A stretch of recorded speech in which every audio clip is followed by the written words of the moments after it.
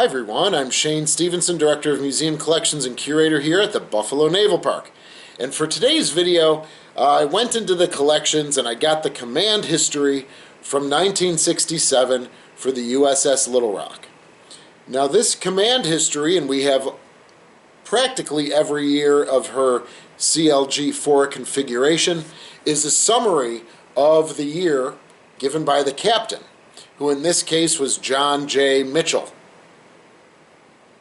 All right, and this is going to be talking about the USS Liberty Incident on the 8th of June, 1967, during the Six-Day War. So I'll get into a little bit about the Liberty itself, but going into these records, yes, my job is to catalog and organize all of the collections here at the Naval Park. And so there's a little write-up of the USS Liberty Incident in this command history from 1967. So we're just going to dive right in, and I'm going to start reading that to you. The second and most volatile situation was the June War between the Arab nations and Israel. The ship had been scheduled to get underway on 25 May for Missile X 14-68 to return on the 27th. On the night of 24th of May, the flagship received news of impending hostilities. She left Gaeta on schedule at 1100 hours, 25th of May, but not for the Missile X. The ship joined Task Force 60 and exercised as part of it until 3rd of June in the central Mediterranean. The war broke out ashore, and Task Force 60 continued to maintain the readiness, remaining well clear of Israel and Arab waters. On 8 June, the USS Liberty Agtr5 was attacked by Israeli patrol craft and jet fighters. The task force immediately proceeded at flank speed in the direction of the stricken ship. 2 destroyers were dispatched to proceed to the main body of the force. Soon a second message was flashed to the task force that it had been an Israeli attack and a case of mistaken identity. Israel apologized for the attack, and the fleet reduced its readiness slightly. However, USS Little Rock, USS America CVA-66, and the accompanying destroyers continued to steam towards the Liberty. Once at the scene, the Little Rock's damage control assistant, Lieutenant John C. Crockham, was sent over. The Liberty had taken countless hits from strafing and had received a torpedo in her starboard side forward. Lieutenant Cockram recommended that the Liberty pump out her forward peak tank and use the fuel in her starboard fuel tanks to regain an even keel. He additionally recommended that the forward and after bulkheads of the Liberty's most badly damaged compartments be shored up. Little Rock's sick bay also aided in the stricken ship. Most of the seriously wounded men were taken to the America, where 2 Little Rock corpsmen were sent to help in the operating room. However, 8 of the less seriously wounded men of the Liberty were cared for in Little Rock's sick bay. Finally, on 19 June, the ship returned to her home port many days after her scheduled return. So a little bit about the USS Liberty Agtr5, which stands for Auxiliary General Technical Research. There are 5 of these converted in the 1960s. 3 were converted from Liberty ships. That's the USS Oxford, Agtr1,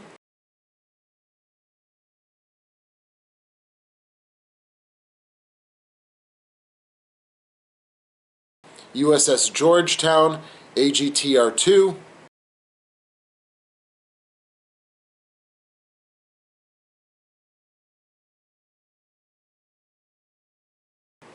USS Jamestown, Agtr3.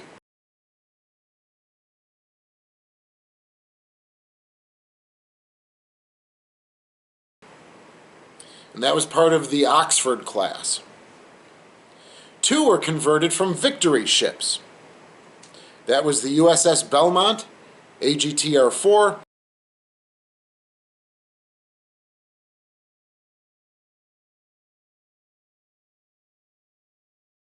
and the USS Liberty Agtr5.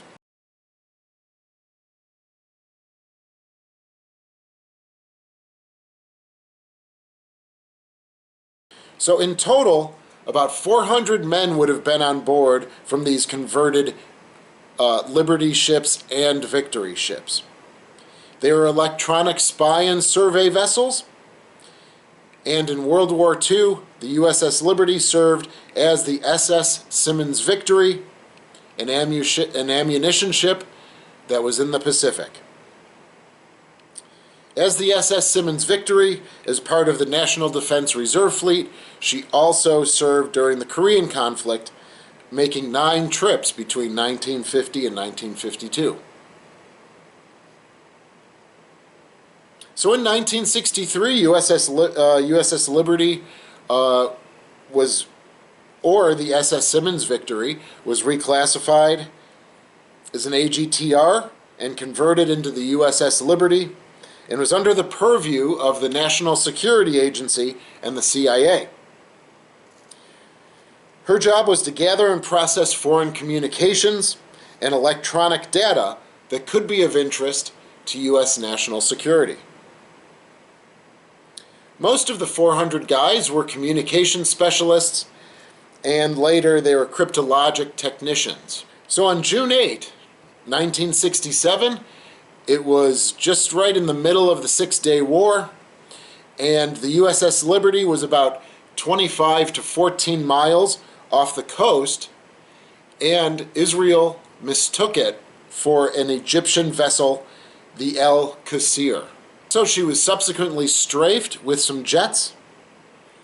Of course, the Americans and the sailors on board defended the ship, and Israel ratcheted up the conflict by launching some torpedoes from a torpedo boat, and she was struck, as the command history writes, on the starboard side forward. The Israelis believed that it was an Egyptian vessel, as they had made known to the U.S. Navy that any vessel within 100 miles of the shore would be automatically attacked. And so again, the USS Liberty was 25 to 14 miles off the shore, and therefore they believed it to be an Egyptian vessel that had been shelling targets the prior couple of days. So initially, the torpedo killed 27 out of the 34 eventual casualties on board, with 170 wounded. The USS Liberty also became the most decorated ship for a single war action in U.S. Navy history. She was awarded the Combat Action Ribbon, the Presidential Unit Citation. Commander William McGonigal was awarded the Medal of Honor. The XO Armstrong was posthumously awarded the Navy Cross, and he perished while he was trying to put out fires from fuel cans. 11 of the crew were awarded Silver Star. 20 of the crew were awarded Bronze Stars.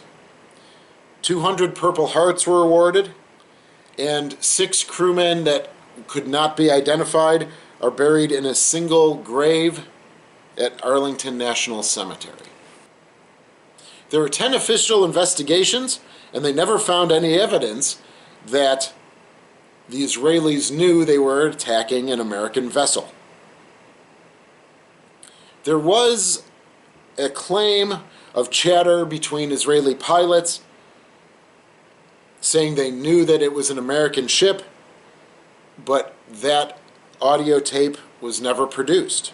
Any of the audio tapes that were produced between the pilots are full reproductions with no erasures. And for all of that conversation, there is no proof that the pilots knew that it was an American vessel. After they did get word that it was an American vessel, they immediately terminated the attack and returned to base. The Israelis contacted the American embassy in Israel, which then notified the United States of what had happened. And ultimately, Israel paid $13 million in humanitarian reparations to the families of the victims. Now, one of the stories that we have told on board, and again it may be apocryphal, is that the cold storage reefers were used to store some of the sailors that were killed in the attack. Now, reading through that command history, it says that they supplied care and aid to 8 wounded sailors from the USS Liberty, but it does not mention anything about transporting the dead bodies of the sailors. So those are stories that have been passed down, and I cannot verify now that if they're true or not. They might be through the mists of time, right? Stories that get a little embellished. But that was one of the more tenser moments for the history of the USS Little Rock. She had just relieved the USS Springfield. The prior admiral was received, and so the new admiral was Admiral Martin. And so then for this to happen,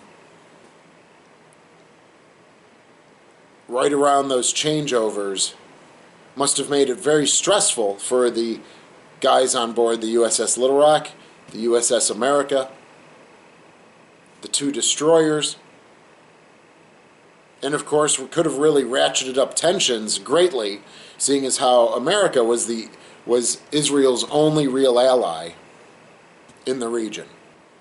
Well, I hope you enjoyed this little look into the USS Liberty.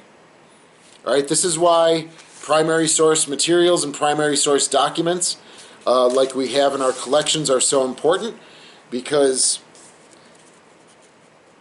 it creates the living memory. It's not second-hand memory, it's living memory right from the captain for this action. All right, if you're not a subscriber, please subscribe to our channel. You can look in the right-hand corner or down below and you'll see some other suggested videos. And again, this was part of our 28 and 28, and I hope you've enjoyed this little look into the USS Liberty and USS Little Rock's role in preserving that ship and taking care of the sailors that were wounded and killed aboard the USS Liberty. Thanks very much, and we hope to see you tomorrow.